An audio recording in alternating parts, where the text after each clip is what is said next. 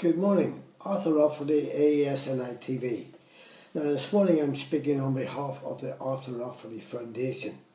Now, it came as a total surprise to me to see how quickly the RUC PSNI carried out their duty when an elderly man crashed into a crowd of protesters in Ardoyne, hurting two people. This man was questioned and arrested and taken to court all in the space of 2 days and has been charged with double attempted murder. I would have thought that careless driving would have been the proper charge. To attempt to murder anyone with hundreds of police and media about and hundreds of jeeps, how would anyone be so foolish to try and attempt to murder anyone and get away with it, with that crowd there? Yet, a gang of police informers from West Rock in West Belfast premeditated in advance to murder my daughter, my granddaughter and her 10-month-old baby boy by loosening all the nuts of the front wheel of her car. My daughter drove the car for about 5 to 6 weeks, not knowing what danger she was in.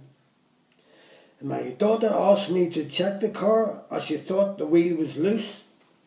I checked the wheel and found to my astonishment that 2 of the nuts were sheared off completely and the other nuts were all loose, ready to pop off. I reported it to the RUC PSNI at Woodburn Police Station in West Belfast almost 6 months ago. My daughter knew who they were and gave the police their names and addresses, but nothing was ever done. No one questioned, no one arrested or even taken to court. Now, this gang planned this crime. They should be charged with attempted murder of my daughter and her family, which would be mass murder. The Arthur Offaly Foundation demands that those West Rock scum who attempted to murder 3 members of my family be charged with mass murder. I will be in contact with my legal team to find out why those scum at Woodburn Police Station are trying to protect this gang from West Rock. I would like to know how those RUC PSNI at Ardoyne can call the car crash at Ardoyne double attempted murder, and those at Woodburn RUC Station West Belfast won't charge those who arranged to murder 3 members of my family. I call that charge attempted mass murder. Now, just to say a few words about the NAMA fraud. When you get the manager, Ian Coulter, from one of the top firms of solicitors leaving his job so quickly, then you know that there is something to answer. And MLAs and MPs at Stormont have to be involved. I have no doubts about that. Then you get those MLAs and MPs at Stormont from the Finance Committee, headed by a Sinn Féin IRA chairman, looking into the scandal.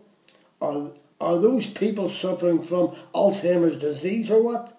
These are the very people who stole large amounts of money out of the public purse. I wonder who will be looking into their fraud scandal. Now, I will be writing to Pat McCartan's office, as he was supposed to be the man put in charge of the Stormont scandal. And if I get no satisfaction there, I will be writing to the European Court of Human Rights, as those MLAs and MPs have got to answer questions about where the large amounts of money stolen from the public purse went. The Arthur Offaly Foundation demands answers, as that RUC PSNI seem to be doing nothing at all about that. Now, no one has been questioned, no one charged or brought to court. Now, a few words about that corrupt War Crimes Commission. There, Mr. Dillon has reached an all-time low by sending a 94-year-old man to jail for 4 years on the say-so of the American and the British governments, who between them run that sham of the War Crimes Commission. I don't see many American soldiers brought before them on war crimes, where they butchered hundreds of thousands in Iraq and Afghanistan and other small countries that they plan to take over. Also the British Army here in Northern Ireland, many innocent people murdered by the British Army and their pals in the RUCPSNI, also with their shoot to kill policy, and also their Sinn Féin IRA informers who they employed to kill many thousands of innocent men, women and children out there on their say-so. I sent Mr Dillon my father's case, who was murdered by Sinn Féin IRA informer Scappaticci, who was employed by the British Army, by the RUCPSNI and also the Special Branch to murder. But Mr Dillon was instructed by the British government, MI5 and MI6 not to take the case on, yet MI5 and MI6 still have agents working for them as MLAs at Stormont, and I know who they are. So if the public expect any help from that corrupt War Crimes Commission, I would advise them to forget about it. Not one from the British Army, not one from the RUCPSNI Special Branch, not one from Sinn Féin IRA have appeared before the War Crimes Commission on war crimes and mass murder. I think that statement speaks for itself. Now, anyone who would like a tape of this story or any one of my stories can call me on my mobile 07715921137. Leave your name and address and I will send you a tip free. Thank you. Anyone who has a story to tell and wishes me to air it can call me on my mobile 07715921137, or I can send a reporter out to get your story. And remember, I will tell your story as you tell me. Nothing will be cut out.